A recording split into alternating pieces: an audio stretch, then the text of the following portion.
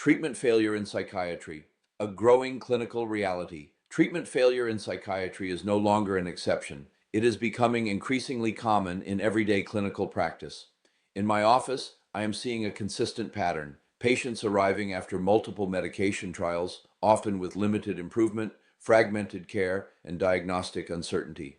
This trend has accelerated in the post-COVID era, coinciding with the rapid expansion of telepsychiatry and a surge in newly trained providers entering the field, including physician assistants and nurse practitioners. This is not a criticism of the profession. Many of these clinicians are highly capable. However, the reality is that the pandemic disrupted traditional in-person training models, limiting exposure to complex, severely ill patients, the very population that shapes clinical judgment and what we call medical intuition.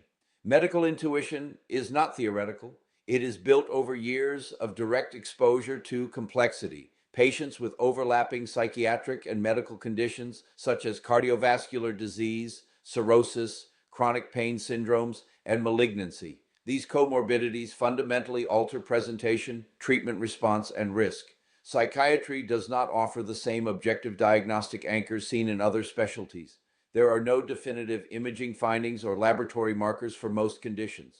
Diagnosis relies heavily on longitudinal history, pattern recognition, and careful observation.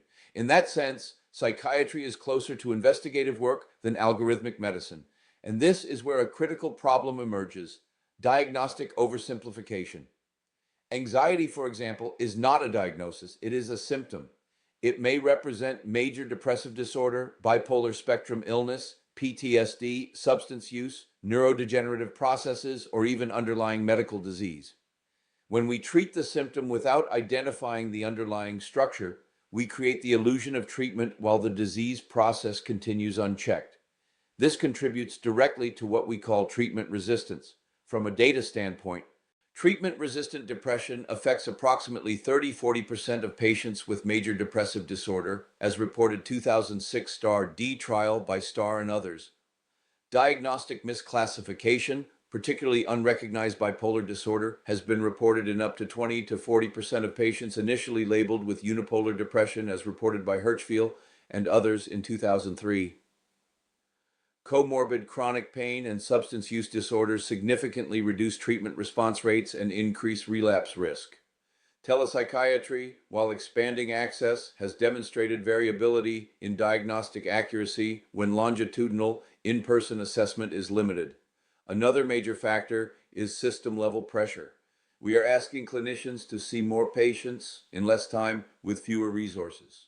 Under these constraints, there is a natural drift toward maintaining existing diagnoses rather than revisiting them. Over time, this creates diagnostic inertia, where incorrect frameworks persist and guide ineffective treatment. Artificial intelligence is now entering this space as a diagnostic aid.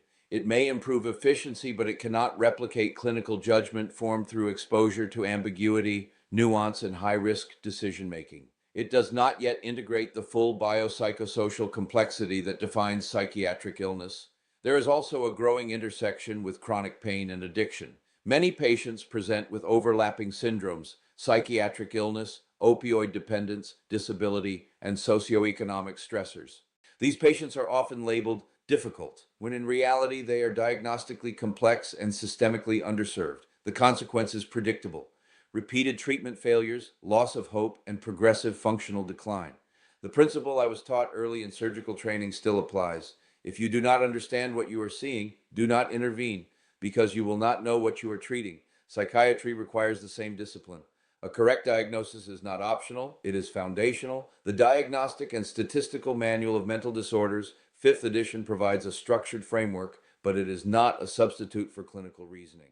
It remains a tool, one that is increasingly debated regarding validity, overlap between disorders, and lack of biological grounding. Patients must also understand this reality: psychiatric disorders are rarely singular. It is not uncommon for an individual to carry multiple interacting diagnoses: mood disorder, anxiety disorder, trauma-related illness, substance use disorder, and medical comorbidities, all influencing each other.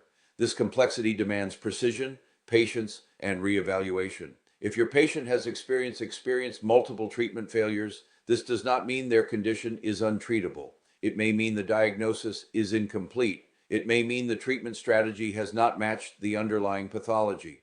And it may mean that what you need is not simply another medication, but a more precise and comprehensive clinical formulation. There are still clinicians, psychiatrists, and well-trained advanced practitioners who approach psychiatry with rigor, depth, and accountability.